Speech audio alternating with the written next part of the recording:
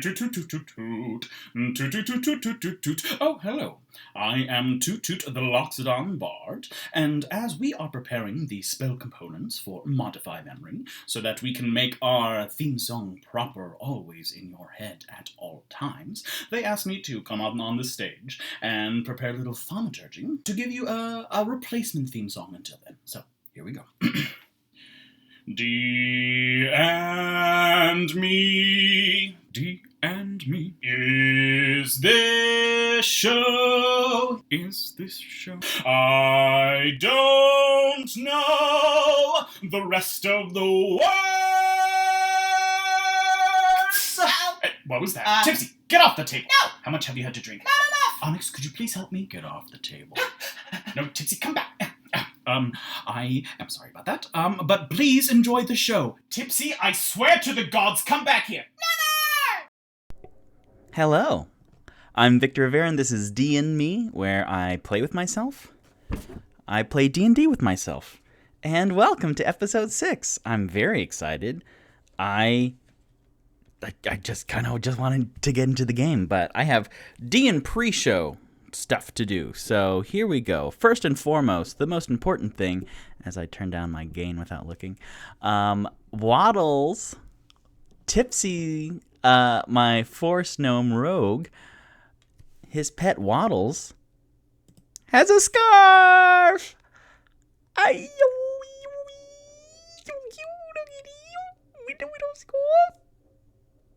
Alright, so, as we get into our next... No, I'm kidding. He looks adorable, though. Such a handsome fella. I am doing a couple little series here at the beginning. The first one is called D&D Disclaimer, where at the beginning of every campaign book and source guide and official Wizards of the Coast D&D publication, there's a little disclaimer at the beginning, and I've been reading a couple, and this one will be my last one because I have 12 other books, but these are the most relevant, so I wanted to read these to you first. This last one is from the Dungeon Master's Guide, where if I was a great DM, I would read it, but I'm like what page am I? 16, because I've got other stuff going on. So reading page 16, but the disclaimer of the Dungeon Master's Guide. Disclaimer: Wizards of the Coast does not officially endorse the following tactics, which are guaranteed to maximize your enjoyment as a dungeon master. First, always keep a straight face and say okay to no matter how ludicrous or doomed the player's plans of action is. Second, no matter what happens, pretend that you intended all along for everything to unfold the way it did. Third, if you're not sure what to do next, feign illness, end the session early, and plot your next move. When all else fails, roll a bunch of dice behind your screen, study them for a moment with a look of deep concern mixed with regret, let loose a heavy sigh, and announce that Tiamat swoops from the sky and attacks. That's very funny. There is an art for game masters and dungeon masters to fudge some numbers sometimes. As I've told you, my loving, adoring D&We audience, I do not cheat on my dice rolls here at D&Me. End of sentence. All right. And then... my other little series here at the beginning is called D&D Dedication, or D&D People Who Helped Make Waterdeep Dragon Heist, which is the campaign that I am currently playing. Last episode, I thanked author and podcast host Shelly Mazanoble. Boom, one shot. We got it, Shelly. Shelly Mazanoble, and the creator of the Forgotten Realms, Ed Greenwood. So thank you both again. And then this week, I have thanks for 2 other people. I have... thanks for interior illustrators, Eric. This is a French last name, so my apologies. Deschamps? It's spelled Deschamps, so Deschamps. Or Eric Deschamps. Eric liked 2 of my tweets and responded. Thank you very much. And you can find him at Twitter at Deschamps. Again, that's Deschamps, art, Deschamps art. and www.ericdeschamps.com. Or Eric Deschamps, which is how I, as a Spanish speaker, would say it. Well, if I'm Spanish, then Deschamps. Yeah, that's pretty close. So thank you, Eric. And then thank you, Jason Thompson, who liked 2 of my tweets. He's also an interior illustrator for Waterdeep Dragon Heist. He liked 2 of my tweets. He responded to a tweet, and he followed me on Twitter. MVP. Thank you, Jason. I'm going to just tweet at you a whole bunch. Later on, not right now, because I'm doing a live stream, but tomorrow when I watch this episode again. Thank you, Jason.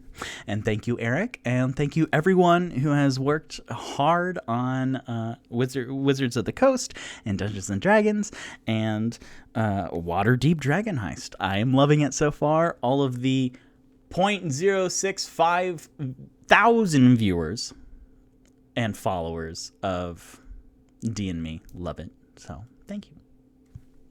Just nice little things. Oh my gosh. You can find Jason Thompson at Mockman on Twitter. I got it in. So, Mockman. Thank you, Jason. Thank you, Eric.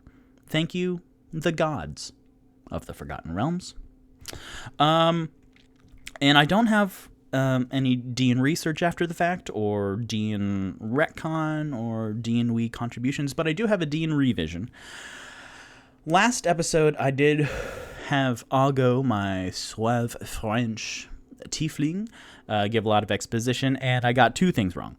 I said that Rainier Neverember was... I said some wrong things. So to correct it, Rainier Neverember is the son of the Open Lord of Waterdeep. What that is, I think I said other stuff. I don't want to say the incorrect stuff to muddy anyone, but he's the son of the old, like, person in charge of everything. Not the mayor again, but the, like, person at the top of keeping law and order. So Rainier is the son of the Open Lord of Waterdeep. And that's it. Great. Let me just bring up chat. Hello. Oh boy. Thanks, Mommy and Poppy. I'm excited as well. So, here we go. D& recap. Last episode, episode 5, my boys just exited out of the old Ogslob's shop, and to follow clues about finding Volotham Gedarm's friend Floon. What a weird fucking sentence. Thank you, D&D. But they went across the street to a ramshackle tavern called the Skewered Dragon, where they met 2 NPC dwarfs and the red dragonborn bartender named Ivy. And after a little interaction, then my boys gave Ivy a lot of money so that they wouldn't be continuously tortured here at this just horrible place to work at. And then, seeing this kindness, then they met Argo, the tiefling woman of mystery. What is it? Woman of mystery? There's a whole, like, film noir. Oh, dear. I don't know. Okay. But my 2 tall intellectuals talked with her, while my short, rowdy, chaotic boys got trashed. And Argo told them about Rainier Neverember, who came in and escorted Floon out of the Skewered Tavern after lots of drinks and lots of playing cards, and 5 members of the Zents, the Zentarim, which is called the Black Network, and they're an underground series of mercenaries. 5 of those members followed them, and no one returned.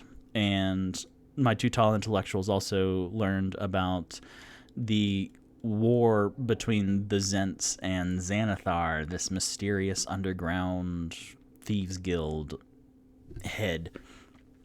And they left. They followed a clue to go to Candle Lane to scope out a warehouse where 3 out of the 4 successfully snuck in, and then Toot Toot, being the big 7'3" elephant, tumbled into the window and surprised 4 Kenku, which are these mimicry raven folk, who turned around and started to attack.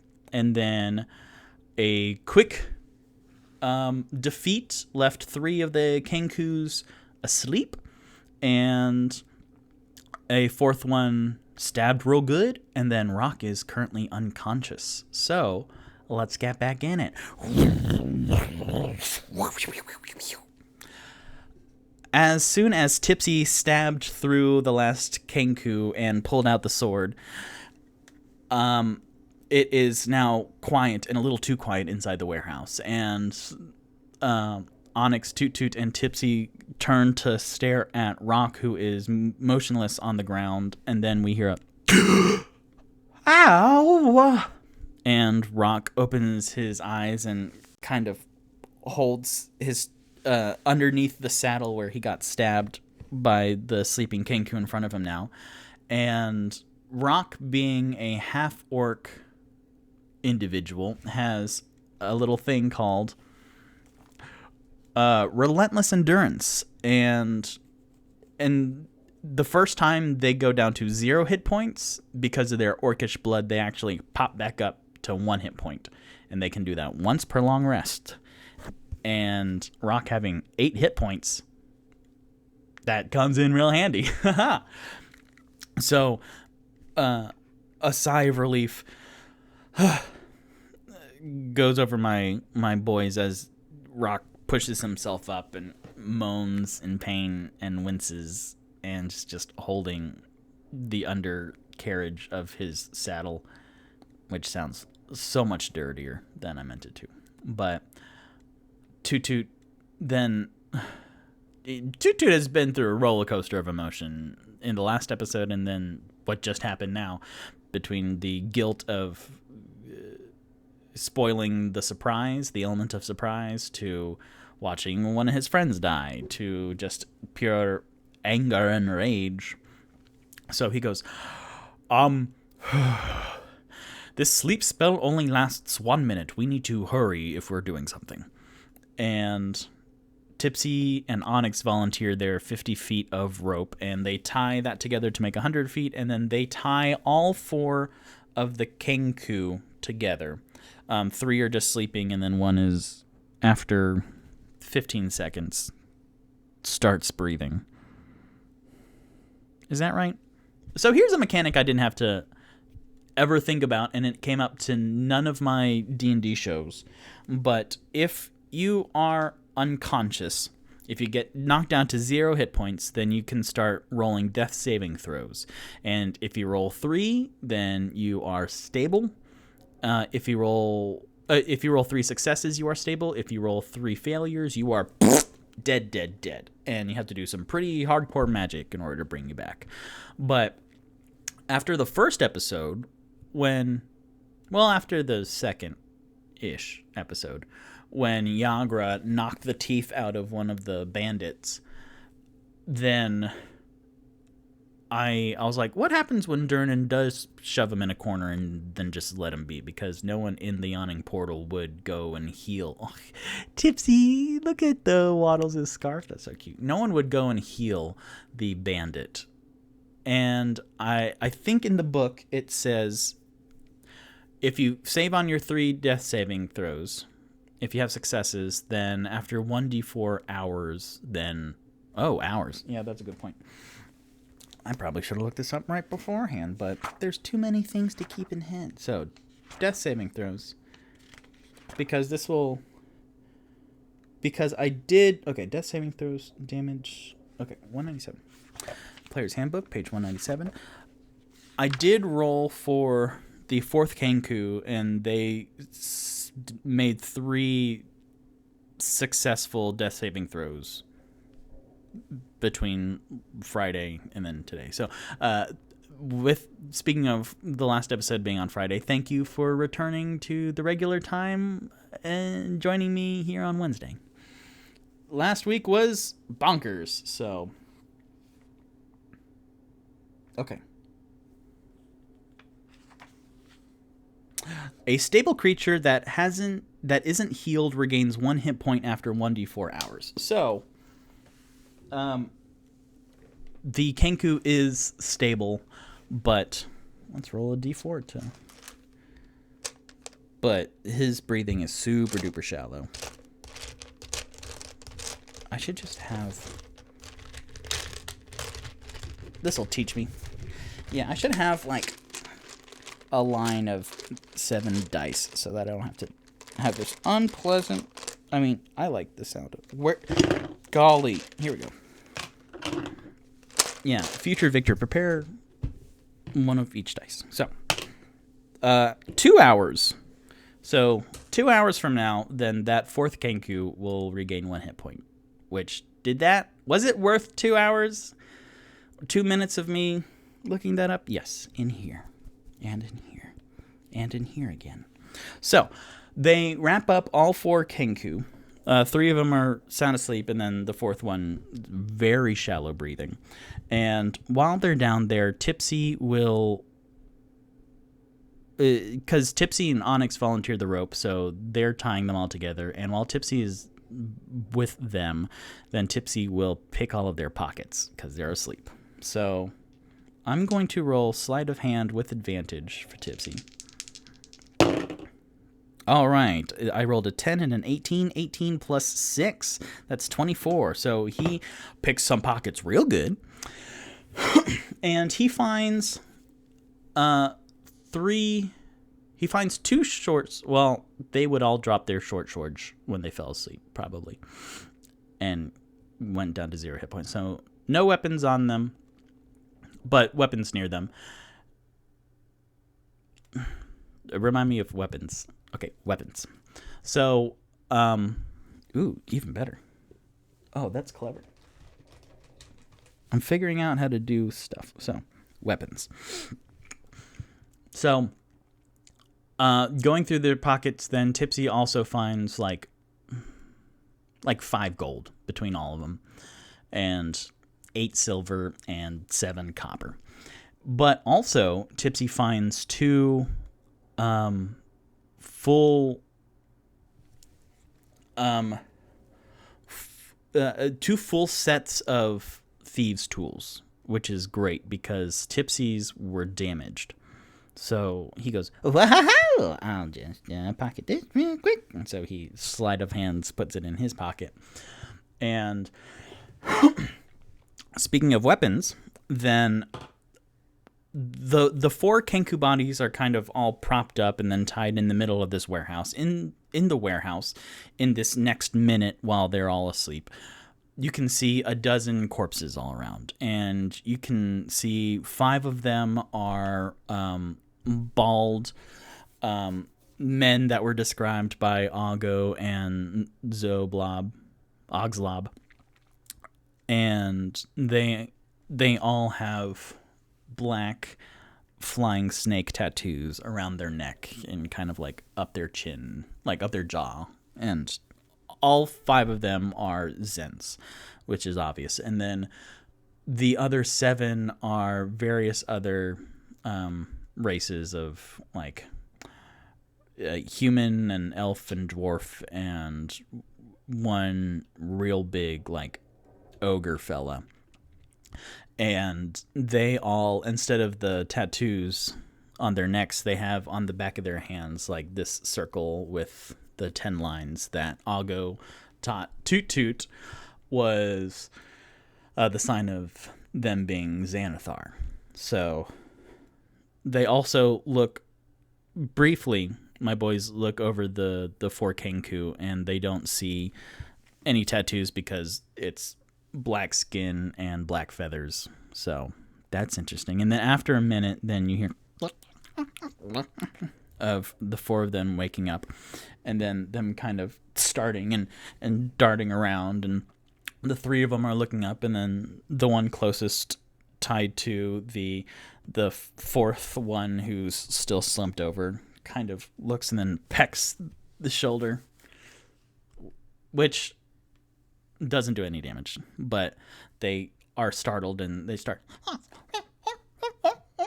and look frantically around. And the boys are still kind of underneath the window. Toot Toot is standing in front of the still. He's sitting up by now, but Rock is just ooh.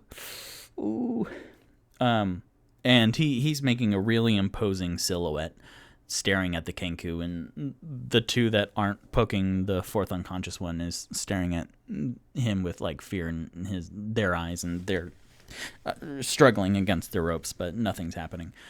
And then Toot Toot turns around to Tipsy and Onyx and go, I will heal Rock. Hold on 2 seconds. But Rock, well, let me heal you right now. Toot Toot's a healer, so he'll just do a level 1 heal on level 1 cure wounds on Rock. So that is a level 1. I believe that's 1d something. Let's see. Cure wounds 1d8 plus 3, which is his spellcasting modifier. So 4. So Rock heals 7. Okay, he feels a lot better. He's up to full health, actually. Excellent. So Rock, Toot Toot puts his hands on Rock and says a great song that is right now coming to. Get up, little body.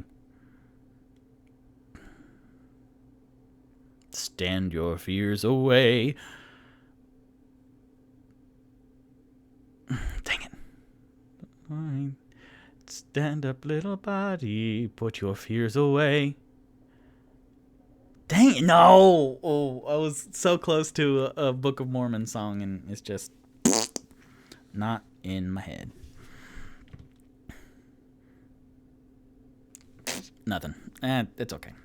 They all can't be last episode's Silent Night, which was like a home run. So just imagine a really sweet bromance going on. So Rock stands up and kind of brushes himself off, and he like puts his hand underneath the saddle and sees dried blood. That is not pleasant. Well, okay. So Rock looks over at the tied up Kenku, who they've stopped struggling and they're just kind of staring at each other. What do we do now? I say we question them because they kind of killed me, so I want to know some answers. And then, where are we? We need to find more clues or something. So, who wants to be on talking duty? And then Rock raises his hand, and then Toot Toot looks at the other two, and Tipsy's kind of like, they're, oh boy, I forgot Tipsy and Onyx are drunk off their gourds. So let's roll to see how well they tied the Kenkus together. Bart. Okay. So this will be, I will say, another sleight of hand check, which is narratively appropriate because Onyx has 0 sleight of hand. So for Tipsy with disadvantage, that's a 4 plus a 6, that's 10, which is okay. And then we'll see what Onyx's is. What Onyx's is. What Onyx's is. Disadvantage 2 is the lower one, but he also has bardic inspiration from Toot Toot before they crawled in the window. So out of a d6, you can add a 2, so it's 4. Golly. fine. Fine. So, but they don't know that. They thought they did a very good job. So, Toot Toot looks down at Tipsy and Onyx, who are both kind of looking at their feet and, like, not very deliberately not making eye contact with Rock. And then Toot Toot looks up. I am good at talking. I will assist you, Rock. And Rock goes, thank you very much. Now you two, and then both of them snap up.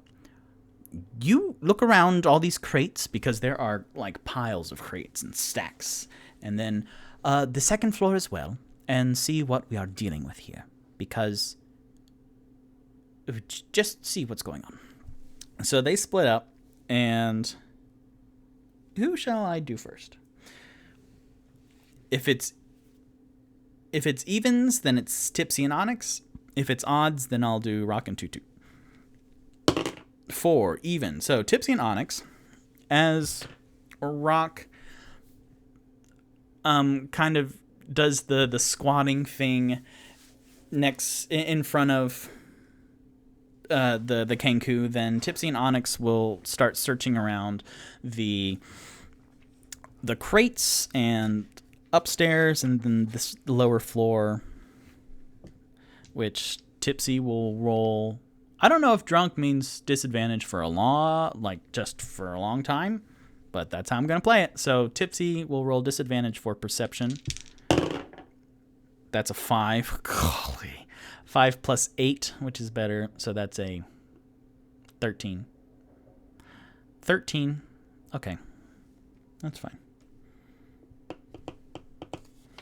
Reading this page. Okay. So 13, and then Onyx will also do a perception, but his is a lot worse. Oh my gosh, that's a 5 also. I'm getting rid of these dice. So that's a 7. So a 13 and a 7. With a 13 and a 7, then Onyx trudges upstairs. And then Tipsy looks around in these crates and he pops. No, I don't like that.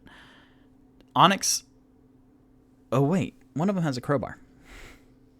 Tipsy has a crowbar. So, okay. Yeah, that works. So Onyx trudges upstairs and then Tipsy noisily takes his crowbar that he has in his magical backpack. You see it kind of pop up and you can hear clink, clink, clink as the crowbar brushes up against like 2 of the bottles that he stole yesterday.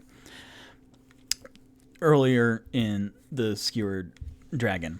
And with the crowbar, then he goes around to the crates and then you hear a whoa. And inside these crates, the Zentarim, or the Zents, which is much easier to say, so I'll just keep saying Zents. The Zents are called the Black Underground, and the Black Network, and they are mercenaries, and their main business is recruiting, training, and equipping cell swords. So the 5 dead bodies were trained. You can tell that they are beefier and buff. But the crates are packed with weapons, rations, boots, black uniforms, and other gear that fill the warehouse. Which Tipsy, like, pulls out a big black army boot and just, wow, because it's, like, bigger than his head. And he pokes out, I found shoes! Great, thank you, Toot Toot says. And Tipsy goes around and he pulls out... like, he notices which boxes are rations and which ones are weapons. So he'll tell the others here in a second. Ration boxes. Weapons. And then Onyx goes upstairs. And it's a big open, like, warehouse. And there's stairs to the right that lead up to just this little outcropping of a second story. And there's a couple doors and a couple open crates, and Onyx just peers into a crate. And then Characters who search through the crates find all sorts of junk, and this is what the book says, including moth-eaten bolts of cloth, bottles of spoiled olive oil, and hundreds of pairs of wooden-soled sandals that were all the rage last summer but are now out of fashion. None of this junk is valuable. I really love the writing of these books. So he goes up the stairs and he checks out the crates, and he just, to cause a little chaotic neutral chaos, he grabs a couple pair of sandals and just chucks them over the edge, and down below, let's see if they hit. One of them flies down and like knocks the head of one of the Kenku. But during the interrogation scene, then just imagine like a cool martial arts movie of like rose petals falling down, but it's every once in a while just the slap of wooden sandals being chucked from the second floor. So he goes around and then he checks one of the doors, well, the only door actually, and inside are some offices that have desks and chairs and bookshelves that don't have anything, and there's a slight like layer of dust everywhere, and then a like 3 or 4 rats just kind of skitter across, and any other character would have startled with that, but Onyx is a cool customer, so he just lets the rat scurry where the rat gun go. And he looks around. Above each office door is a steel alarm bell, and they don't connect to the door that they're right above. Onyx can see with a 7 that they're connected to wires, and then they go into a small little hole in the ground and then just go to the first floor. And he notes that, and he just keeps opening these offices, and he sees on one desk this little piece of like manila construction paper. So it's a little thicker than normal paper, and it has kind of light lines that if you make an origami paper bird, like a paper crane, and then unfold it, and then you see the lines, they have the lines like printed on it. And so he looks at it a little bit, turns it over, and figures Rock would like it, and so he holds on to it. But he sees nothing else of value in here. And then he goes back to the sandals and creates the atmosphere of a little intimidating for the Kenku.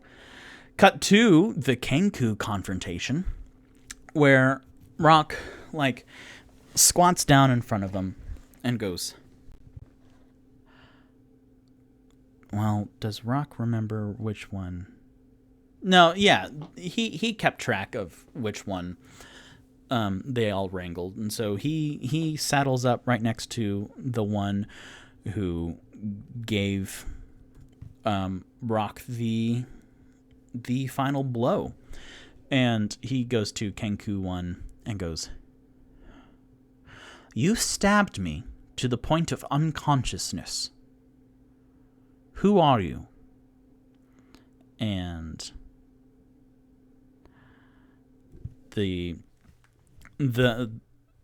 so Rock will roll an intimidation check, which will be at advantage because the towering Toot Toot is right behind him. And Rock, since he is a half-orc, he has proficiency. Oh, well, dang. Dang it. All right. So, because I want to play, the genuine dramatic irony, then technically Rock has disadvantage on all charisma saving throws and ability checks because of his saddle.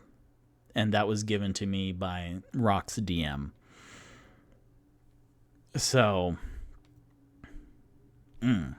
That would have been good, though. Well, okay. So, Rock being a half-orc, he has this rarely used intimidation proficiency, which he has proficiency on in the first place, which is a +2 with his proficiency bonus. But then Toot, okay, this is what it is. Rock squats down in front of the Kenku. He asks the question, and then Toot steps in behind him, and you can see from the very low camera angle just all the way up, very like the first episode of D&Me, all the way up, and Toot's arms are crossed, and you can just see this monstrous trunk and the tusks come out. It's very forced perspective, the Lion King, just a very imposing figure, which would give him disadvantage, but then Rock, who squatted, just ow. And then he adjusts his too big and too loose saddle that he has, and kind of ruins the whole moment. So the disadvantage from the saddle and the advantage that Toot gave cancel out. So it's just a straight roll. 16 plus 3 though. Okay, a 19. With that, just Rock adjusts his saddle, and then again there's the drying blood on his hands, and he brings them up and looks at it, and then looks at the Kenku, and the Kenku's just kind of shaking in his feathers. And Rock's question was, who are you and why are you here? Xanathar sends his regards. You feathered lot, you stay here and kill any other Zents that come your way.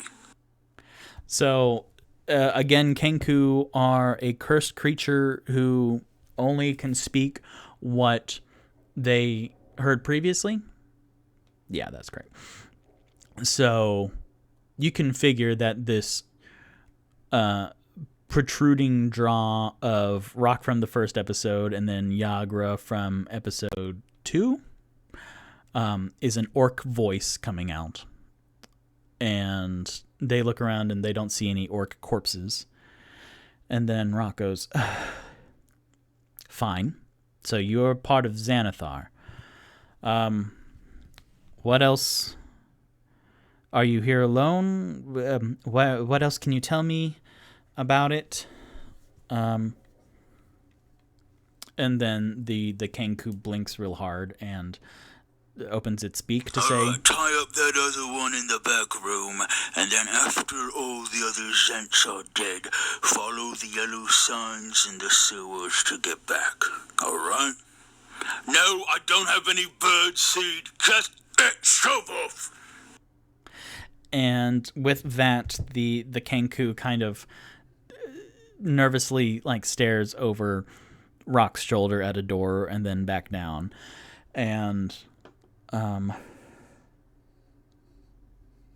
let's see. Rock notices that, and he looks over, and he looks up at Toot and then gives him the very police procedural, you go check that out. I'm going to continue interviewing this. So Toot goes to the door, but then Rock goes, what is that noise? Oh, it's just...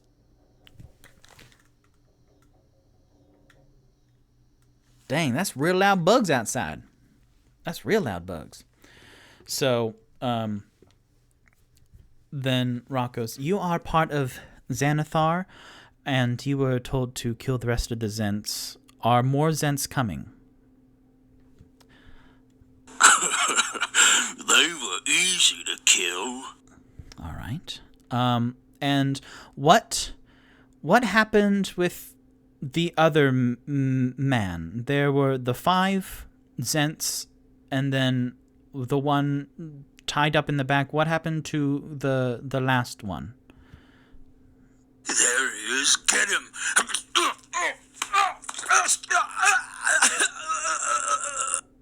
And the Kenku's making a whole real meal out of it. So whenever there's laughter or struggle, then the Kenku is they're reenacting it with its beak and facial expressions. I'm not doing it because I'm focusing on the I'm distracted. There's a lot to juggle. So, and then let's see. Then Rock goes, fine. Did you have an assignment? Oh, wait, no, you said follow the yellow signs in the sewers to get back. So after all the Zents are dead, and then he looks around, and there aren't any more coming, and he looks, and the Kenku shakes his head. Okay, so do you know where the sewers are? And then the Kenku kind of looks up, cocks his head a little bit, and then is... Like, you can tell in his head it's going through the library of voices in his head and doesn't have, like, a great answer to that. And then just repeats, follow the yellow signs in the sewers to get back. And then Rock goes, okay. Do you... were you planning on killing us? And then the Kenku says... They were easy to kill. And then Rock just flash of red and then smacks the Kenku across the face, because this is the Kenku that downed Rock, and he took personal offense to that. And then you could see like the shocked and taken aback Kenku kind of just bury its head, surprised eyes into its breast of feathers and fluff. And Rock goes, I'm sorry. That was a bit of a sensitive matter, if you understand. And then the Kenku quickly nods up and down really quick. And then the other two, with the slap, the other two Kenku are also like shivering. And then Rock goes, okay. I'm sorry. Here, this may make it easier. And then A, B, C, D, and then the Kenku, the one that got slapped, kind of rolls its eyes a little bit. D, E, F, G, H, and then you hear from upstairs, you still hear the occasional flopping sounds of flip-flops from from Onyx, and then you hear upstairs Onyx go, yes, no, and then the Kenku looks up, and then Rock looks up also and goes, I guess that is easier, yes, okay. You're going to kill us all. And then the Kenku says, yes. And then Rock winces at that a little bit.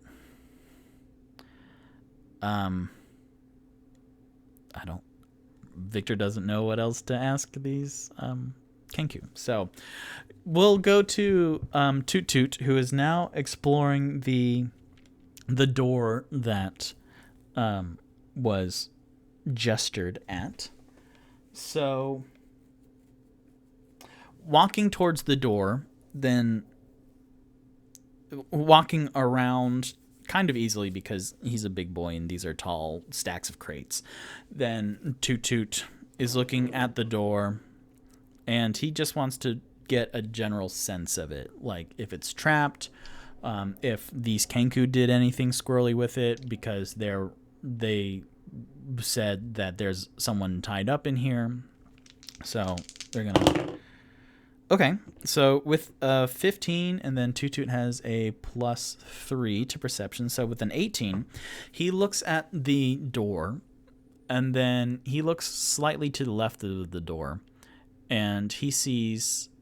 If you've played enough video games and watched enough Hanna-Barbera cartoons, then you can see in the like wooden like siding paneled wall to the left of the door, then you can see a discolored rectangle that is very much in a door shape. And then Toot Toot looks at that, goes, huh, that's interesting.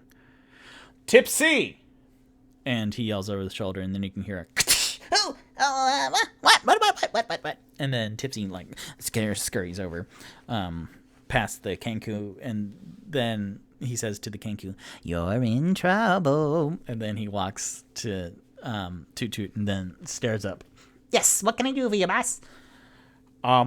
There is a door here. Can you check it for traps and stuff, because there might be something in it? But also, this is a Zent warehouse, so please be careful. And then Tipsy goes, "You got it." And then he takes out both of his new thieves tool sets and gracefully unzips both of them. But let's see how well he does. Sleight of hand's disadvantage again to just... Will he do sleight of hand or perception? He will do... Well, doesn't really fucking matter because he rolled a 2 for his lowest one. So, with a sleight of hand of 8 total and a perception of 10 total, so 9 averaged both of those, he goes, "I got you." And then he drops one of the tool sets and he goes, "Yeah, fuck."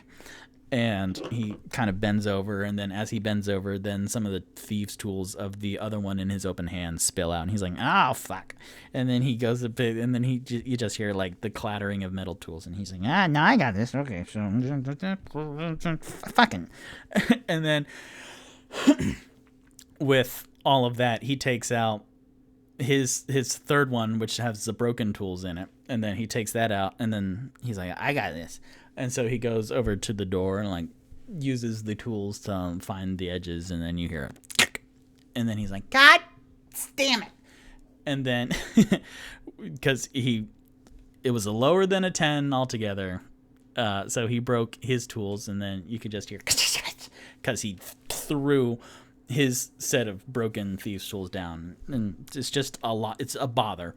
And so Toot Toot's like, that will end eventually. No doors are broken yet. And he opens his eyes to his door as Tipsy fumbles around with the secret door. You can still hear... I wish I had, like, mechanical tools and stuff. You hear, like, a couple just... Shit. Oh, God. And then Toot Toot opens his door, which... Let me find... Okay, so the door to this back room hinges loosely on broken hinges. So he can see it, and there's like a gap because the door is a little off center. And he opens the door, and the cramped chamber beyond smells strongly of sour fish and vinegar. It is filled with discarded ropes, canvas tarpaulins. I looked that up because I didn't know what the hell tarpaulins was. Tarpaulins. Did you know tarp was a shortened version of the word tarp? Tarpaulins? I had no idea. Tarp. I thought tarp was just the word. So tarpaulins, look it up. You'll learn something new today. Filled with canvas tarpaulins and splintered wood from smashed barrels. And then Tipsy Toot Toot looks around from his high vantage point and is noticing this, and it's darker in here, but the light coming in from behind him illuminates some of the crates around, and he sees a foot recede back into one of the tarpaulins, and Toot Toot goes, "It's okay. We're the good guys. We've apprehended the Kenku outside, and we just want to talk, Floon." And then he grabs one of the canvas tarpaulins and pulls it off. And then underneath you see a rather well-built man in his 30s, long, wavy, red, blonde hair, and you see him squinting up at the light, and you see loose rope dangling from his arms as if he was tied up, like, and bruises on his wrists. And he goes, "I'm afraid I'm not Floon, but I appreciate the rescue." And Toot Toot goes, "Oh dear." And then cut to Tipsy, who finally he drunkenly put the 2 thieves' tools packages worth of thieves' tools into one, and he's closing the overpackaged thieves' tool set and is zipping it up, and it's bulging at this point. But he got the secret door open, and he's like, I'm going in. And he goes inside to the secret door. I'm just making sure I have everything in D&D's notes. All right, let's see. Cool. So in this secret room, as soon as Tipsy maneuvers the secret door open, then upstairs, Onyx hears a clink, clink, clink, clink, clink of all of the steel bells over all of the doors in the offices go off. And then and then he looks down at Tipsy, who backed out of the secret room real quick and looked at all the sounds, and everyone is alarmed because they all look at the bells, and then there's this really tense silence. And then Rock goes, "That's fine. If it was the spell alarm, something else would have happened. So this is still good. We are good. Back to you." And then Tipsy goes, "Oh, okay." And then he goes inside. And then there are 2 wooden crates in here. In one of them, it's just wooden crates. And Tipsy uses his crowbar to open it. And then he finds 4 wood-framed paintings wrapped in leather. The paintings depict the cities of Luskan, Neverwinter, Silvery Moon, and Baldur's Gate. And he looks at them going, "Wow. Can we take these? 'Cause they're pretty nice. And they're pretty nice. I don't know, I like them." And then you hear from the next room over, Toot Toot, who is helping this gentleman up and out of the storage closet, go, "Where would you put them?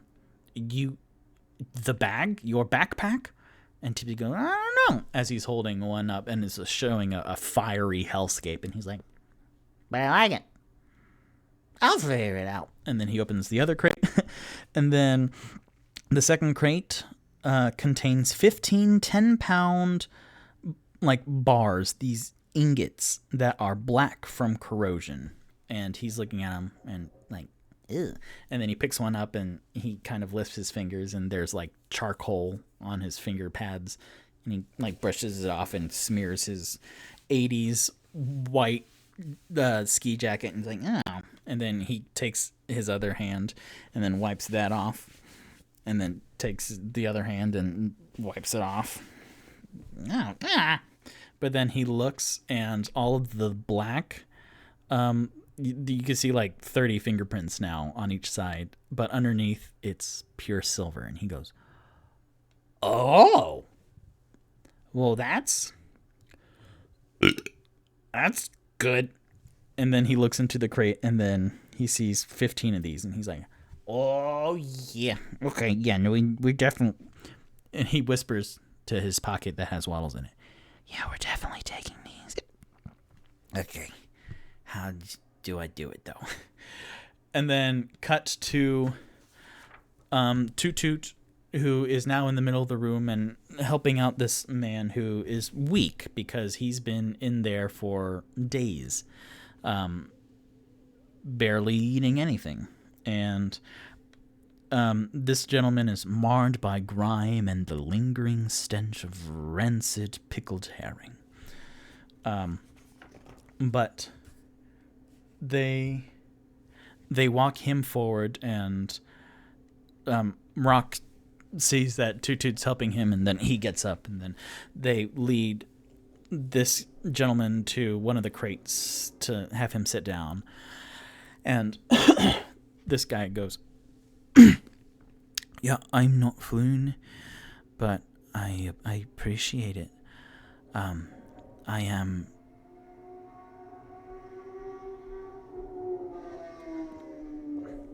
Okay, now. Alright, that's a bit much. I'm glad I'm not a car person, because my Toyota Corolla does not make those types of noises. Because I want to be able to drive in a neighborhood at like 4 a.m. and not wake up everyone else. So they sit down. Yeah. My name is Rivera DMs. I appreciate you letting me out of there. It was dark and it stank, honestly. And he's squinting and adjusting to the lights. And then both Rock and Toot Toot kind of look at the Kenkus, and the Kenkus open their mouth a little bit.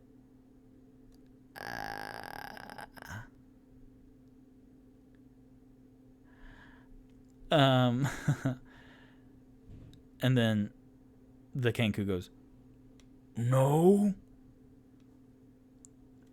And at this, then Onyx comes trudging back downstairs. Let's see. What else can be discovered here? Okay. So the Kenku, everyone's kind of gathered. How does Tipsy get... I don't know. Tipsy's still in the secret room because he's filled his bag with shit. Excuse me, water break.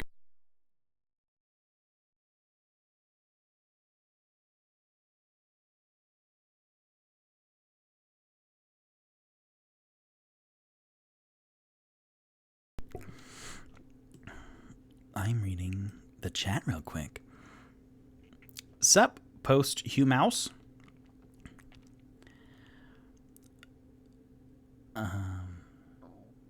Excuse me. Yay. Lots of good chat. Thank you for joining me, everybody. Excuse me. Everybody.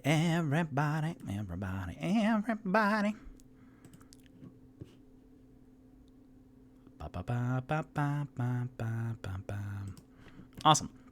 So, everyone is downstairs now, and when they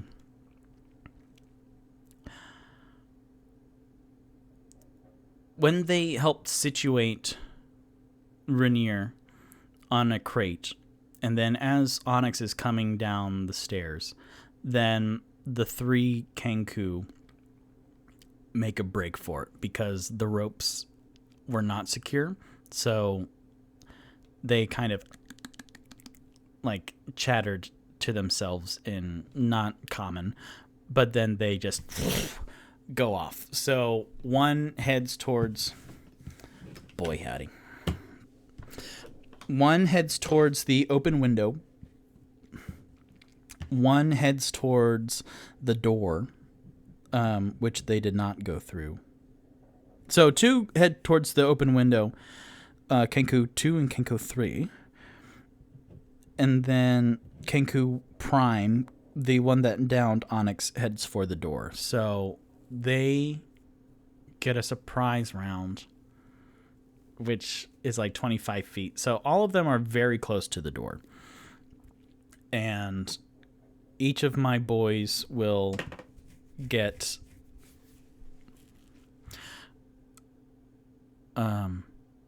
not an opportunity attack because the Kenkus would have been wise and not got within Rock's melee. But then they get a round off. Oops. So let's see, what can my boys do? Boy, howdy. Come on, y'all.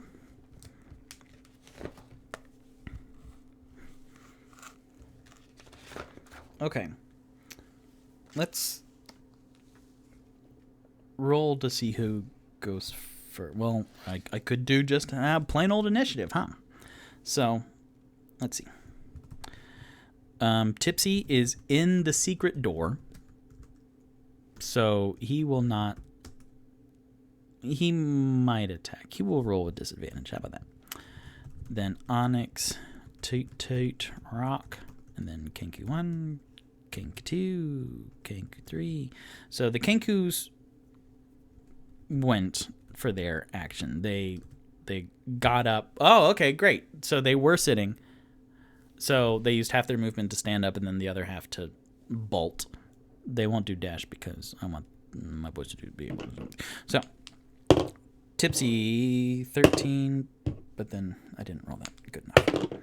13 and a 10. So his 10 with that's a plus 3, so 13 altogether. Onyx. Onyx rolled natural 1. Great. Toot. 20. That's great. And then Rock. 3 plus 5. Okay. So I will... Nuts. Okay. There we go. Okay. So Toot goes first, and Toot...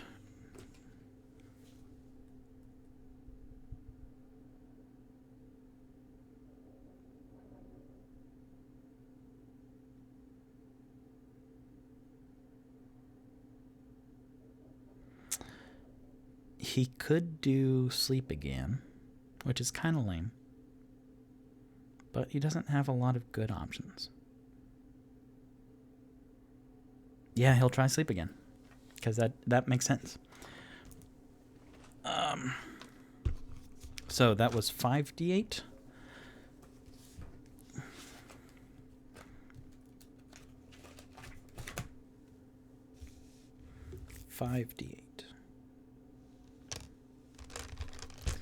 And God bless.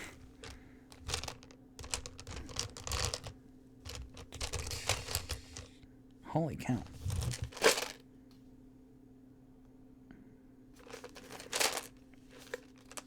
Yeah, I definitely need to pick out some dice beforehand because this is nothing. This is wasted time. Come on, give me one more d8 so I don't have to roll this one 5 times. Ooh, I found one. Okay. I'm learning, people. I'm learning. This is episode 6. By episode 15, I'll have all of this down pat. Phew, okay, cool. So. 10. 20. Oh, just one. 24. Cool. So he goes, Kenkus are made of these. Who am I to disagree? You have black feathers and you almost killed me. Everybody, just please sit the fuck down. And then he sings that, and you hear as the 3 Kenku just collapse again. Which then they're like, oh. Then, oh boy. It's fine. So then Toot, kind of pissed off, him and Rock go and gather the Kenku again and wrap them up, and then the 4th one just boom, to the side. But they prop him up and wrap it, and then Onyx, who was coming downstairs and was jolted by like the Kenku rushing past, he's like, huh! And then the Kenku fell in front of Onyx, and he's like, ah. And so as Toot and Rock gathered the Kenku, then Onyx comes up to try and tie the ropes, and Toot goes, no, You had your chance. Rock? And then Onyx goes, but I know sailors' knots. Well, you didn't use them last time. What makes you think you're going to use them now? And then Onyx goes over to a crate and just starts smashing it with his ice anchor. And so you're... And again, there are sandals that he like lazily threw from upstairs, and then a dozen bodies with rapiers and daggers all over the place. And so he destroys one, and like this black armor and this black like Kevlar bulletproof vest stuff comes out, and he's like, Aah! And then he goes into a rage because I mean that just makes sense. He just starts smashing crates. I just want to... And then he's smashing crates, and then Toot Toot and Rock tie the Kenku together and do a lot better knots. I will have them roll who has the better sleight of hand. Oh, Onyx used his Bardic Inspiration die. Yes. Not very well, but he did it. Toot Toot has a +3 sleight of hand, whereas Rock only has 2. So I will give Toot Toot advantage for, like, Rock is helping him. So this will... Much better. A 17 +3. That is a 20. So, yes. They wrap the Kenku around a couple times and like really tie off. Let's see. Yes. Cool. Wanted to make sure that I marked down that spell slot for Toot Toot. Now, this is cool. Level 1. So Rock has comprehend languages, but the Kenku don't have their own language. They can only do mimicry. So that would have been cool, but alas. So Onyx is smashing stuff. I keep messing Rock and Onyx up, which is fun. So Rock and Onyx are... Oh, no. So Onyx is smashing stuff. Toot Toot and Rock have retied the Kenku together. Rainier is kind of still weak and just letting his eyes adjust to the light. And then after everything kind of settles and you can hear the last of the smashing wood from Onyx, and Toot Toot and Rock stand up and they feel like they did a good job. Then emerging from the secret closet is Tipsy, who is just covered in schmutz now. Like he's very much like Zoolander when he was in the coal mines, but I want to make this explicitly clear. Tipsy is not in blackface, okay? You can still see like little marks, like the little fingerprints. Like his front is all just, if you take just a bunch of charcoal and like smear it on yourself, like you can see it's more Hand of Sauron than blackface, okay? Please, I'm begging you. This is he's fine. So he emerges with like an armful, like 2 bars, because realistically they're 10 pounds each, so he wouldn't be able to carry out like 10, because he's just a wee little boy. So he comes out and goes, oh, okay. And then they, let's see. What do they do? So after the minute passes, then the Kenkus wake up again, and Rock smacks them again, smacks the head Kenku again, waking him up, going, that was not good. And then one of the Kenkus repeats Tipsy's, you're in trouble, or whatever he said earlier. And then now the other 2 Kenku are really like shaking really badly because they struggle against their bindings, and they're actually tied up and they're royally screwed. And one of them says, No, please. and then the other one nervously says, Oh, you're back. I see you have big booty black feathered beauties again. Would you like to rent it for another 10 day? Fabulous. That is a good book. You could own it by now for how many times you've rented it. One of my most loyal customers. and then everyone stares at that Kenku. And then that Kenku, in the universal body language of, I'm sorry, I'm nervous, just shrugs their feathered shoulders. And then they kind of all... There's like this moment of no one's really sure what to do. And then you hear the warehouse loading dock door go, and then backlit from the side of this warehouse, bathed in light, you see angelic wings fold up and these bright big bird yellow feathers fold up, and then like stepping down onto the floor, Angel, the lawfully good city guardsman Asimar, comes down and goes, I heard ruckus. What is going on? And Rock, you hear all of the Kenku go, no, and then No, please. and then the one with the big booty black feathered beauties says, and they tell that the gig is up. And Angel steps forward and goes, you again.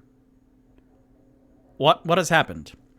And then weakly Rainier stands up and like hobbles towards Angel and goes, excuse me, Angel, I believe I have a contribution to make.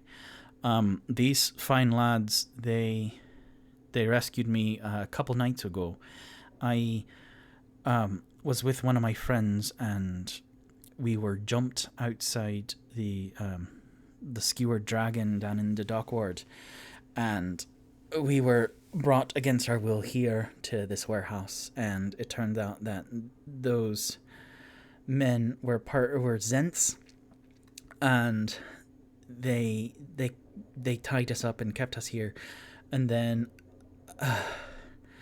a couple hours went by, and then a bunch of Xanathar guild members came in, and there was a big old ruckus, and the Xanathar, one of the heads, an orc, I believe, took my friend, I believe mistaking him for me, and went off and then told these Kenku, and then he points and gestures to the Kenku, told them to kill any other Zents that came through, and these men, and then he gestures towards my boys, were here to rescue me and my friend. So if you don't mind, Angel, I'm very weak. I could do with some healing and some food, because I have not had a decent meal that was not rotten fish for a number of days. And Angel looks out at the chaos that is here. During this, Tipsy is watching this, and he sobers up in a flash, and then with a 19 stealth, an 18, a 9 plus 9 stealth, he goes, no, he what's the Pink Panther theme song? Because right now I have this is important. Pink Panther theme song. Because I have dun dun dun dun dun, which is, it's close, but it's not the Pink Panther that I want. So excuse me. Oh, there we go. Yeah. Okay. So Tipsy goes da da da da ding da ding da da da da, and then puts the silver bars behind his back, and Angel looks around at the chaos of the dozen bodies and the weapons and the smashed crates and the flip-flops everywhere and the Kenku tied up, and then these 4 familiar individuals, but then also this high noble. So a high nobleman, like as in a high class, not that he's, I mean, he might be a little loopy off of fermented fish, so who knows. But he will do a general insight check just to see. A 17 plus something probably. So yeah, he gets a sense, and he can see the Kenku just like shivering, and he goes, okay, this all checks out. Let me see about getting you some food, Rainier. I want to make sure. I just want to verify everything. And then a minute later, then a dozen city guardsmen who were following Angel as he was flying, because he can fly pretty cool. Then they come in, and then there's like the general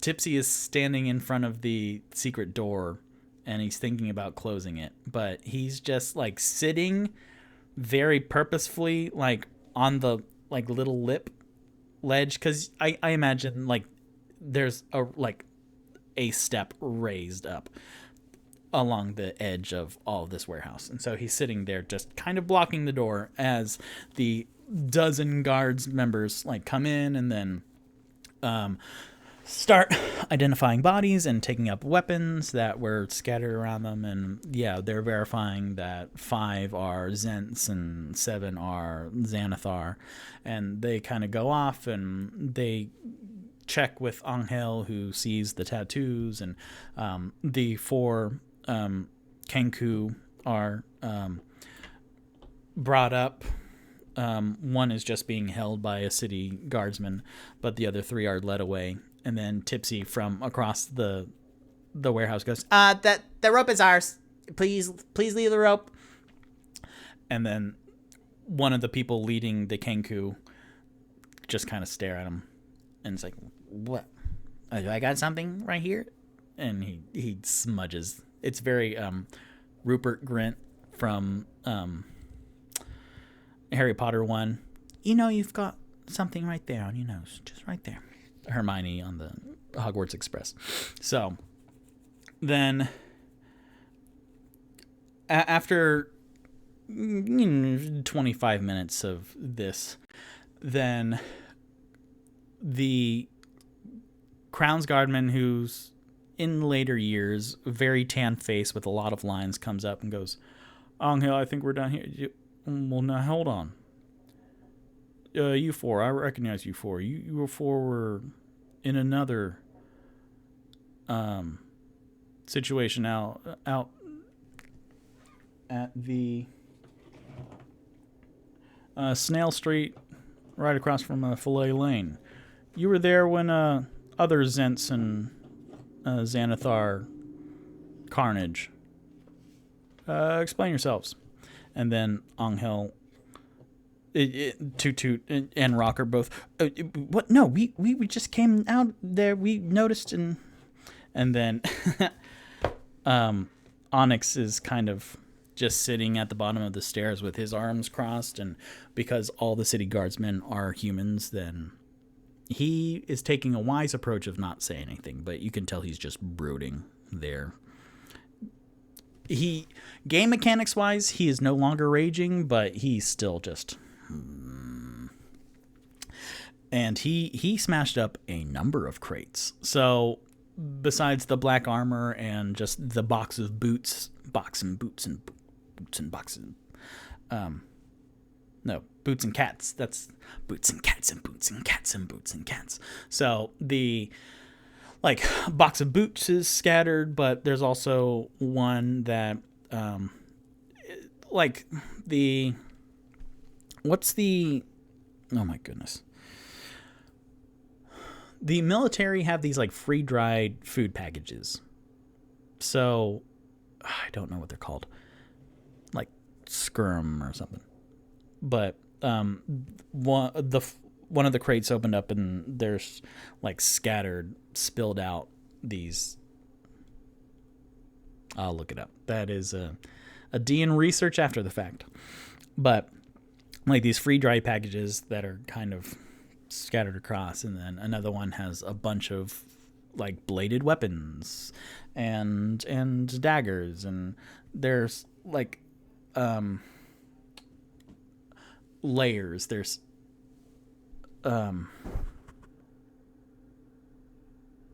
layers of rapiers and daggers and other blades. And the Angel, sorry, all my brain's a little scattered right now. So Angel, the Asimar, goes, Tommy Lee, it is fine. We have taken control of everything. The stories check out. Everyone has verified that these Kenku are the last surviving ne'er-do-wells of this encounter. And Tom Lee kind of stares at the four, and then he makes eye contact with Rainier and goes, Rainier, I didn't know you were part of this. All right, well, I see everything's under control. Just make sure not to do anything too stupid. And just keep the bloods off the streets, okay? Keep the blood off the streets, okay? And Tom Lee turns around and then helps the dozen guardsmen outside, booking the baddos and putting them in the carts and hauling them off. The poor Kenku. And then Angel goes, let's see.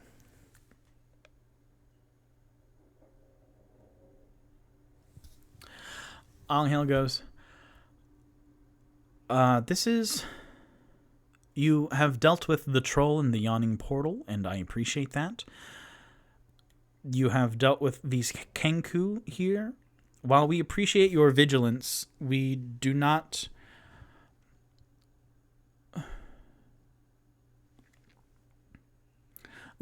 endorse vigilantes, so we appreciate your contributions, but please do not put yourselves in danger to try and curb any of the gang activity or excuse me, water break.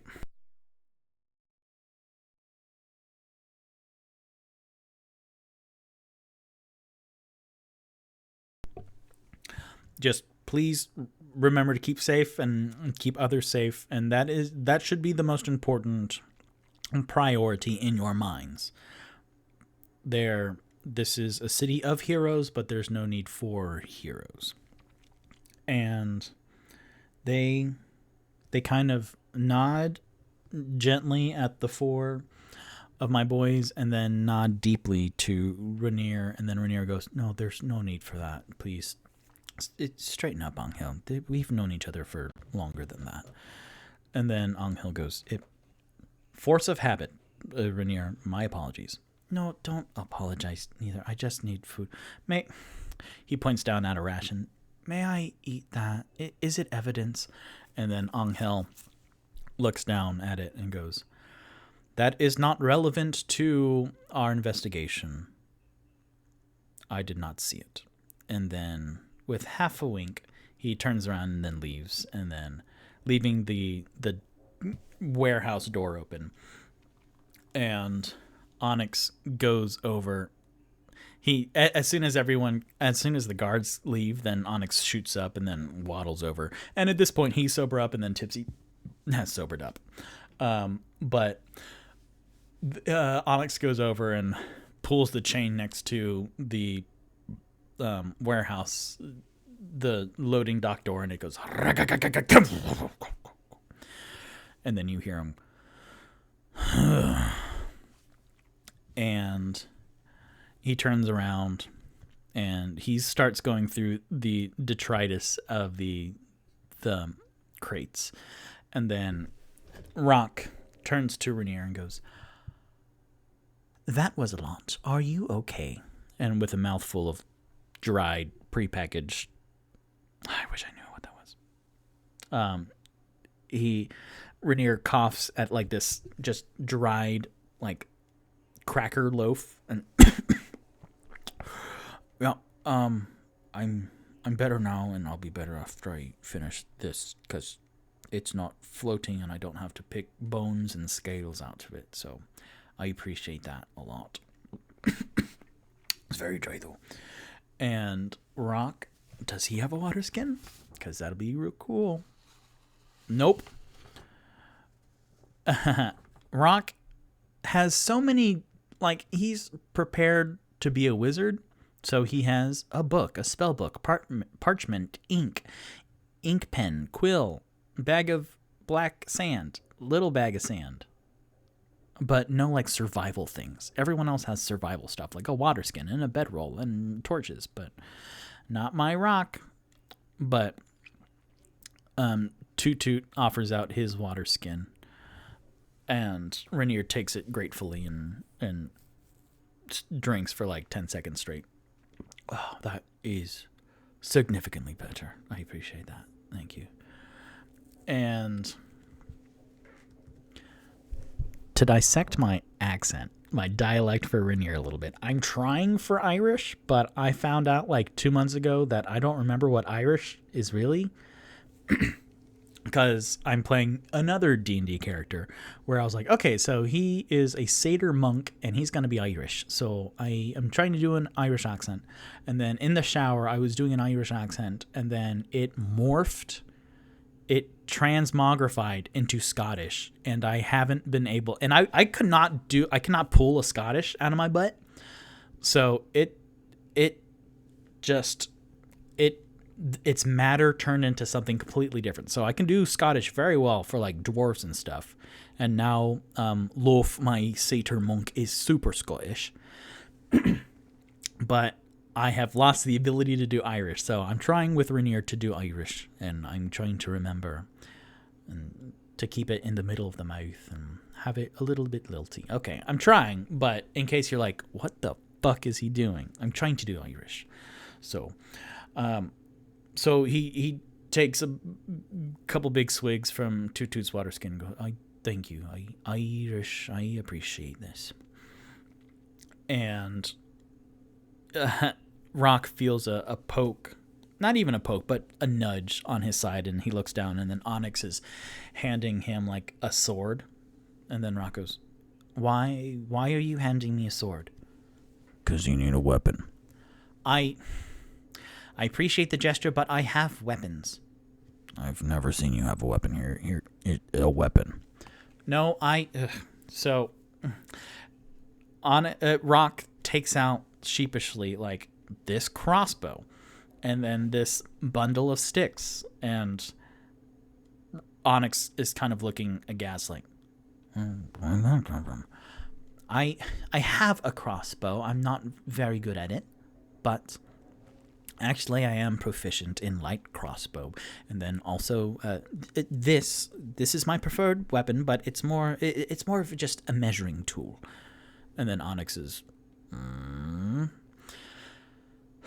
okay, and then Rock takes one of the sticks and then it snaps together like a blind cane, and it is this quarterstaff, but it is divided. You can see these little carvings, these incremental carvings all along down it. And he puts down on the ground. He's like, see, so that is 1 foot, 2 foot, 3 foot. That is a yard, 3 feet, and then 4, 5, and then he turns, and this is a meter, and then this is centimeters and millimeters, and then he turns it. And he's like, see, it's more of a measuring. It's 6 foot because look, and then he puts it up against him. I'm 5'11", and then you, and then he puts it next to Onyx. See, you're 5'1", which is actually very tall for a dwarf. So, see, it's. I have weapons. And Onyx squints. And then trudges off. And then Rock, with his measuring quarterstaff, kind of puts it next to Toot Toot. See, you're taller than it, so you're more than 6 feet. See, I don't need to... And then he starts dismantling it. I have magic. Magic is... I prefer magic. And then Onyx comes back with two daggers, and then puts them in Rock's hand. You need these. And then walks away, and Rock goes, fine. I don't want... I have a small knife already. I will take 1 dagger. And so he puts one of the daggers on on a crate next to him. And then Onyx gets 2 daggers. And then Tipsy gets another dagger because one of his 2 daggers was encrensed. So Tipsy eventually gets a dagger as they're going through. And then all my boys also get rations back up to 5, including Rock. Rock now has rations because Rock didn't have rations, which is why Toot Toot gave him a ration in the last episode. So Rock gets 5 rations.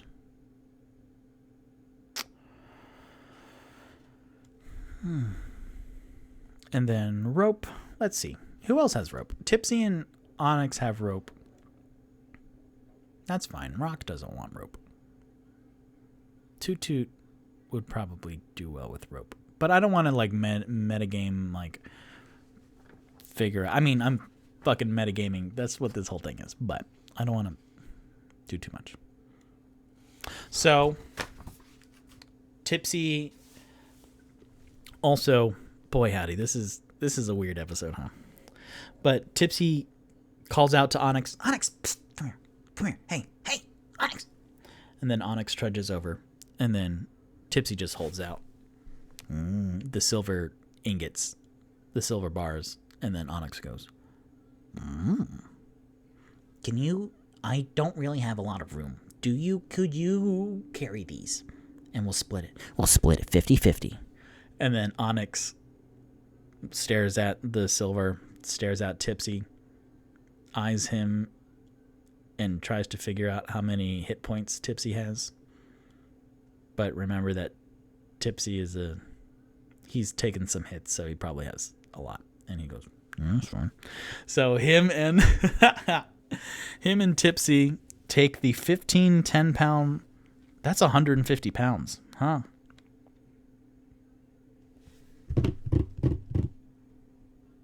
How?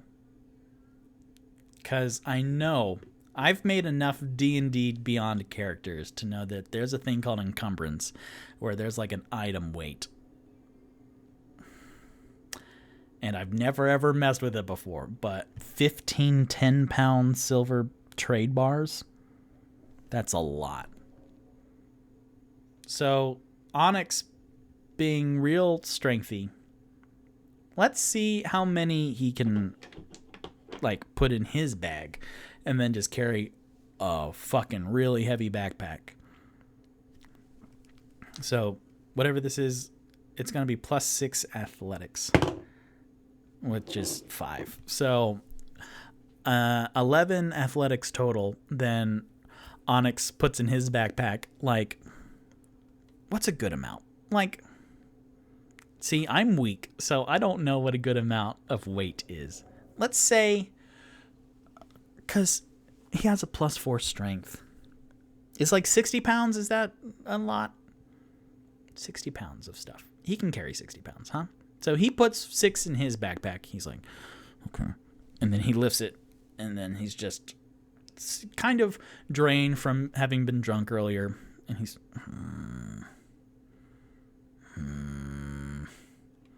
I don't think I can carry all of them.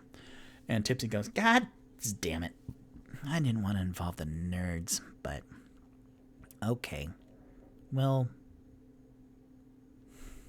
we'll say, how many's left? So there's 9 left. So he goes, okay, we'll say that if Rock and Toot Toot help us with the other ones, that we'll split it like... okay. We'll say that we'll each have 2, and then we'll split the last one up into fourths. That sounds good, huh? And Rock goes, Hey, you 2 nerds!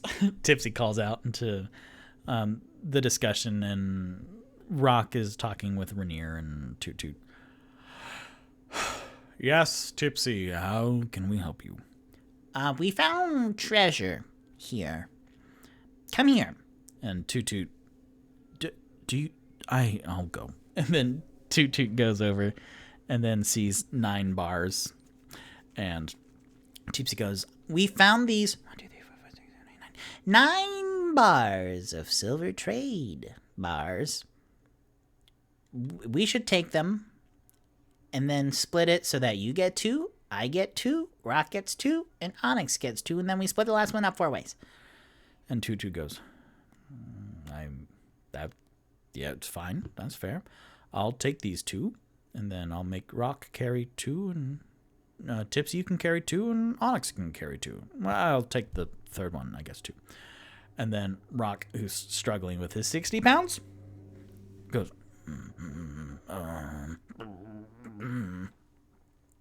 and then he can carry 1 in each hand. How about that? So, Onyx says all that. So, Onyx, and then, so, Toot Toot carries 3, Tipsy will carry 2, Ronix, no. Tipsy and Toot Toot and Rock and Ronix. So, Onyx carries 6 in his bag, and then 2, 1 in each hand, and it's kind of, but then also his ice anchors, whatever. And then Toot Toot carries 2 and then hands them to Rock. And Rainier's just too tired. He doesn't register. So, Rock says, Rainier, tell us about you and who you are and Floon. And Rainier goes, yes, so I went to the Skewer Dragon to find my friend there, and we were drinking a little bit, and we were playing 3 Dragon Ante, which is a card game, and I noticed Floon had been hours ahead of me drinking-wise, so I wanted to make sure that he would get home safe, and it was about midnight when we left, and we ended up being followed by the 5 Zents, and they led us here. They tied both of us up. When the Zenithar members came in, I honestly do think they were trying to find me. So, but they mistook Floon for me.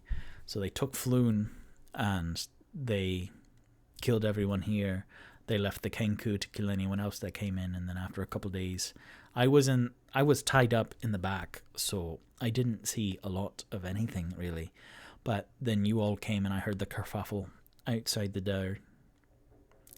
Irish outside the door, and at that point I was a little bit woozy anyway. And when you came in, then you're honestly the first thing I've seen in quite a while, so thank you for helping me. Are you going to try and find Floon now? And Rock goes, yes. We know that the Xanathar people are trying to take him through the sewers, but we know to look out for the yellow signs, yellow symbols. So that is yet another clue. Would you like to accompany us to see your friend is safe? Or would you rather rest? And Rainier, to his credit, straightens up and goes, you know what? I really need a bath. But finding Floon and making sure he's okay, that's far more important. So I know that there is a sewer drain. I mean, there's got to be one nearby, so we can go in there and look around for the yellow signs. And Toot Toot goes, that all makes a lot of sense. So if you've regained, would you like some rations or weapons? And Floon says, actually, I left my weapons back in the closet that I was in, so I can get those pretty easily. They left them on me when they tied me up, which was stupid. No. They would have taken the weapons off, because then otherwise Rainier would have used the blades to cut his ropes 2 days ago. So, no. I would love weapons, because they took my weapons off of me before they put me into the closet. So, yeah, I guess it's free pickings, huh? And he goes around and he picks up, let's see, what does the swashbuckler, which is what Rainier is, what does the swashbuckler build have? Excuse me. Because how fitting, come on, just tell. Swashbuckler will have a dagger and a rapier. So there we go. He picks up a dagger and a rapier off the ground. Do I want anything else from this place? Onyx and Tipsy come out very conspicuously from the that's so funny, from the secret closet, and then Onyx like grunts in remembrance. And then he puts one silver bar in one hand, and then he reaches down and hands Rock the like origami sheet of paper. And then Rock takes it and goes, what's this? And Rock, putting one of the bars into the other hand, he, I don't know, but it's paper. You might want it. And Rock goes, oh, well, this is actually... And so he starts investigating it. And he goes, do we need to do anything in the next 10 minutes and 6 seconds? Because I would love to cast Detect Magic on this. Because I get a whiff of flavor of magic. But if we want to go right now, then I would... Nope. I would... What is... Oh, Identify also. He could cast it as ritual. So he'll do Identify instead, which is... Can we do 11 minutes, or do we have to go right now? And everyone kind of just like, well, we can wait. So Rock casts Identify, but ritually, so I don't have to mark off a spell slot, which means for spells that you can cast as a ritual, it takes the normal amount of spell casting time, so the minute that it takes to identify. But if you cast it as a ritual, then you can take 10 minutes to, like, with your spell book, and, like, if you have time to sit down and concentrate, then you could cast the spell, but not spend the spell slot. So that is what he will do. He will learn that this is a paper bird. So he learns that it's a wondrous, uncommon item. And as you, after, he stands up after the 11 minutes and everyone's just kind of munching on the floor rations, and Onyx is trying on one of the sandals, but it's too big for his feet. And then you look over to Tipsy, who took off both of his purple booties, and they're way too big for his feet. And Toot Toot is staring at the sandals, and they are way too small and ovular instead of his big old round tree trunk legs. And Rainier is staring at everyone strangely for investing in these flip-flops. So Rock stands up from being crisscross applesauce, and he says, after you write a message of 50 words or fewer on this magic sheet of parchment and speak a creature's name, the parchment magically folds itself into a tiny paper bird and flies to the recipient whose name you uttered. The recipient must be on the same plane of existence as you, otherwise the bird turns to ash as it takes flight. The bird is an object that has 1 hit point, an armor class of 13, just like me. And Toot Toot and Onyx both go, yeah, me too. Pretty good. A flying speed of 60 feet, a dexterity of 16, and a score of 1 in all other abilities. Oh, which is a -5 modifier. So if it has anything to do with strength, then it's screwed. And it is immune to poison and psychic damage. It travels to within 5 feet of its intended recipient by the most direct route, whereupon it turns into a non-magical and inanimate sheet of parchment that can be unfolded only by the intended recipient. If the bird's hit points or speed is reduced to 0, or if it is otherwise immobilized, it turns to ash. Paper birds usually come in small, flat boxes containing 1d6 plus 3 sheets of the parchment, but you only found the one, Onyx? And then Onyx goes, Well, great. Should we use this for Floon? I feel like it has very magical potential and abilities, so it might be useful more later because we have the clues that would lead us through a sewer, which I'm not as big of a fan of, but if we do that, what say everyone? And then Tipsy goes, yeah, let's go in a sewer. And Onyx goes, okay. Toot Toot goes, as much as I don't love cramped spaces or smells, I'm a little sensitive to smells, which after then rescuing Rainier from the fishy closet, then Toot Toot's trunk has been politely pointed the other direction the whole time. And Rainier goes, and I would like to rescue my friend as much as you all have been so kind enough to come already this far. So let's go. I feel much better after, not the tastiest of meals, but I do have my strength about me. And then he takes the dagger and does this cool, flippy thing. And then everyone's like, wow. Tipsy claps. I do feel better. And I grew up here. Being a noblesman's son, he says a little bit with disdain, I've been known to squirrel around in sewers in my time, so that I'm not unused to it. And he says, and he's very charming, and he's very handsome, and he looks like the buffer version of Floon from everyone's mental picture. And he's got a nice marvel body. He smelled a little stanky, but he's good.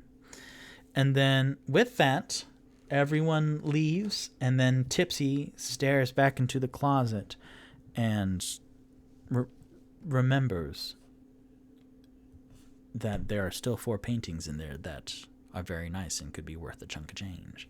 So then they leave this now empty, more empty. They're not bodies everywhere, but there's still detritus everywhere. Scattered objects and items. They leave, and then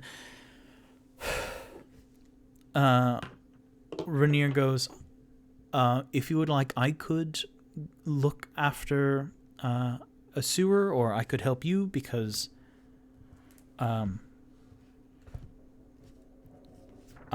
grown up here my whole life. I don't frequent the docks ward the whole time, much, but let's see. I have a +2 intelligence. If anyone else would like to try and find the sewer, I could help you. Definitely, I could point you in right directions. And then Tipsy goes, I'll do it. I'm sober now, so let's just do this. And he rolls once, twice a lady.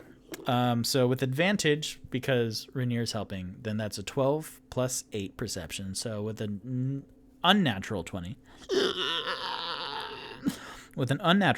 then pretty easily they go around where they were in the dock ward, and they were at the Candle Lane in a warehouse, and then kind of going back down Zastro Street, yeah. Then they're looking around, and then they actually find, tucked away in one of the small alleys of Troll Crook Alley, which I told you in the last episode, Troll Crook Alley looked up to no good. So then they find a hidden enough manhole cover that they can easily, I would say Onyx would easily. And Onyx, after a while, this is for episode 7, but him carrying all that weight, and again, I don't know if 80 pounds is... He's a strong boy, but after a while, I'll make a note of this, then he will suffer a point of exhaustion of just carrying around these bars. So he will do that. Well, he will put down his 2 bars, and then when they reach the manhole cover, then he puts the 2 bars down, and Tutu goes, why don't you put those in your bag? And then Onyx goes, why don't you put those in your bag? And then he lifts up the manhole cover and kind of chucks it down, and then picks up the 2 bars again, and then I guess he like puts them under his chin and like holds onto it as he goes down the ladder, and they all go into the ladder to go down, and then Toot Toot is met with darkness, and he goes, oh, it's dark down here. They are in the sewers, but the only light is this column of light with the atmosphere, so it has a little bit of the fog. Like, they did fog machines right before they set action for this scene. So, but like deep down and like down the sewers, then you can't see. There's no light down here except for tiny little pinpricks of other manhole covers, like at a crossroads, at like a T intersection, and there. But otherwise, it's dark. So he goes, I can't see in the dark. And then Rainier says, neither can I, because I am human. I'm good at a lot of other things, but I'm human, and therefore I do not have dark vision. And Tipsy, Onyx, and Rocco's, I have vision. I have dark vision, and I know that dwarfs and gnomes do as well, so I guess we will lead the charge. And they look around a little bit, and easily enough, you don't need to roll for this, Victor. Oh, thank you, Victor. You're very kind. A little sassy there. Well, I'm sorry. So, don't need to roll for this, but on one of the walls, you see a yellow chalk outline, a circle with 10 lines coming out of it. And the 10 lines, actually, instead of being equidistant around, they're all 10 pointing on one half of the circle. So they're pointing to the left. And Rock goes, this way, gentlemen. And then they go. So it's height order. So Tipsy goes first, Onyx, Rock, and then Toot Toot. Rock is 5'11", so I would say Rainier is like 5'9", so right behind Rock, and then Toot Toot is last. So my boys will now be stumbling and bumbling around the sewer, and that is where we're going to end tonight's session, and we will pick up their... I thought of... Well, you know what? I still might use it. But the title, I was thinking about what might happen tonight, and the title in my head was going to be Copy Warehouse and Crappy Outhouse. So copy as in the Kenkus, and then outhouse more of like sewers, but they didn't really, because crappy and sewers, that's fun. But yeah, when can we play? Suggested that MREs. Thank you, Poppy. Meals ready to eat. That is what they call the freeze dried. Yes, MREs. Thank you. That is what they call the freeze dried things. Good job, Poppy. So, when can we play? Suggested that Kenku Confrontation is an awesome episode name, which it is, and I used it for the promotional post to hawk today's episode. So thank you for joining me, everybody. Mommy, Poppy, Post-Humouse. I don't think I know who you are, Post-Humouse. Oh, you're Elliot. Oh, fabulous. Awesome. I clicked and then I recognized the artwork. Fabulous artwork. How do I... Oh, dear. So thank you for Oh, okay, there it is. And then, what trouble have we gotten in so far? Some pretty trouble. Anyways. Kenku Confrontation, awesome episode name. Kenku outside, they're trying to distract you. I get it. MREs, meals ready to eat. Yes, thank you, chat. And thank you for watching. My name is Victor Rivera, and this is D&Me, where I play Dungeons & Dragons by myself. Please follow me at all social D&Medias at DnMeAdventures. That's N as in gnome, not the ampersand. And I am a Twitch affiliate. I'm on YouTube, and this episode will be up tomorrow morning on YouTube. That's Thursday, September 9th. Yes, September 9th. Heck yeah. Facebook, Instagram, Twitter. I will make a link tree of all my other links because I have a Redbubble store and I'm working on my podcast now, and I am having an ongoing Toot Toot playlist on Spotify of all the songs that Toot Toot sings and parodies on this show. So I have a new one tonight. I haven't used Tipsy's. Tipsy did another. He did Blitzkrieg Bop in the last episode. So I don't know if I could. No, I kind of just want to have all of Toot Toot's songs. But Tipsy is getting musical. I'll figure that out.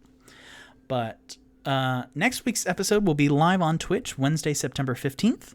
And I'm workshopping outros. I think I got a good one where I roll to see which of my characters bids you goodnight. Last episode was Tipsy, but 1 and 2 will be Onyx, 3 and 4 will be Rock, and then 5 and 6 will be Toot Toot. So with this D6, 5, Toot Toot.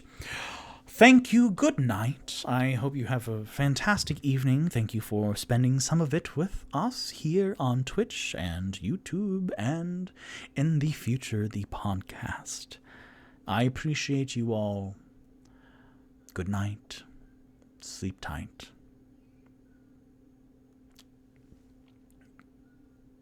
I was trying to think of another song, but I am tired. So thank you very much. Good night.